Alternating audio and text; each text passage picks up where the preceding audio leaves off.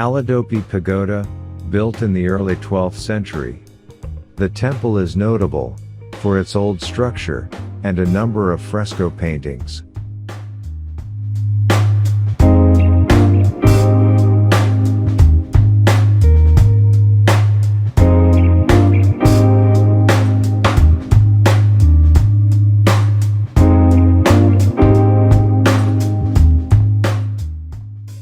Alodawpyi Pagoda was built by King Kyanzitha. He built this pagoda by the help of Buddhist monk Shin Arahan, and it was renovated by a monk named Godawadan. There has a Artaka monument.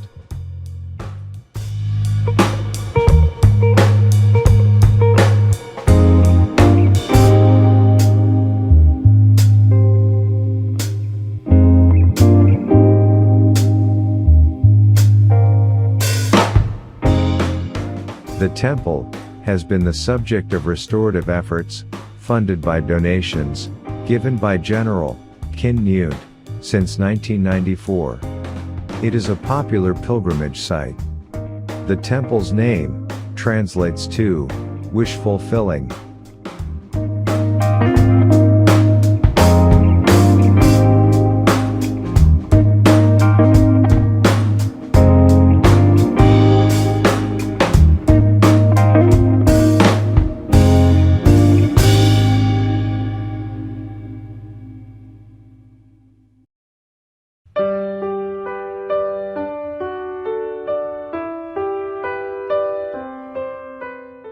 The Htilominlo Temple is a large majestic structure, towering 46 meters high.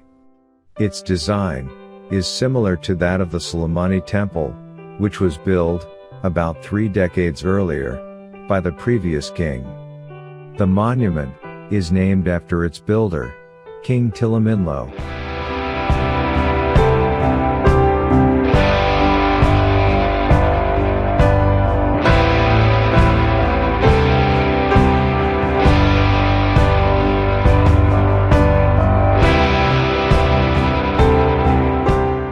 According to legend, Htilominlo was chosen to be the next king out of the 5 sons of the king.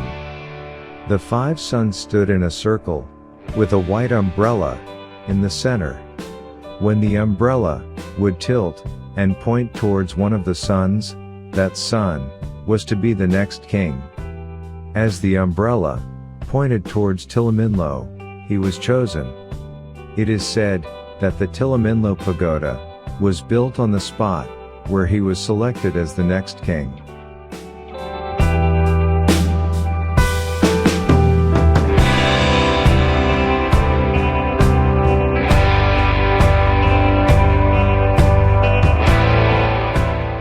The Htilominlo Temple is a brick structure that was originally plastered with white stucco, some of which is still in place.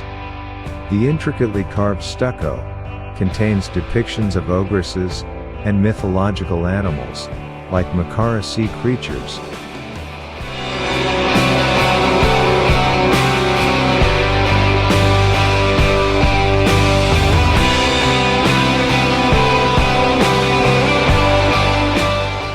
The walls from the entrances leading to the inner sanctuary contain arched recesses in which small Buddha images are enshrined.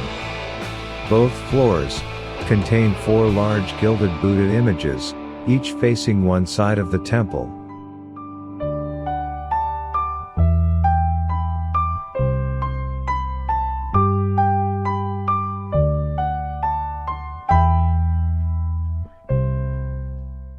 The temple was damaged in the 1975 earthquake and subsequently repaired.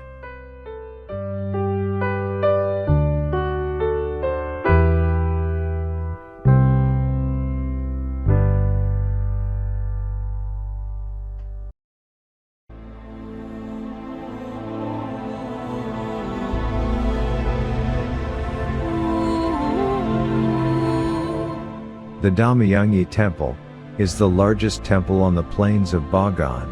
The enormous structure, that was never completed, consists of a massive square base, topped by 6 receding terraces.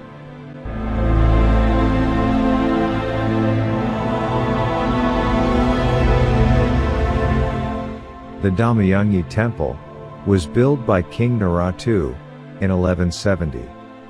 Naratu became king of Bagan after murdering his father and his brother, who was next in line to become king.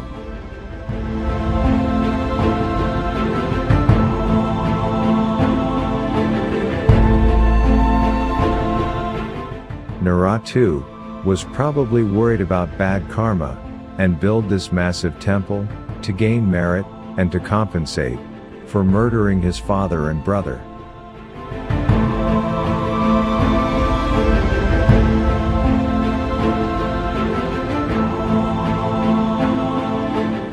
The king was later murdered himself. There are several stories going around about the death of Naratu. One story goes that the king was murdered by a group of Indians sent by the king of Patakaya. Another is that Naratu was killed by invaders from Sri Lanka.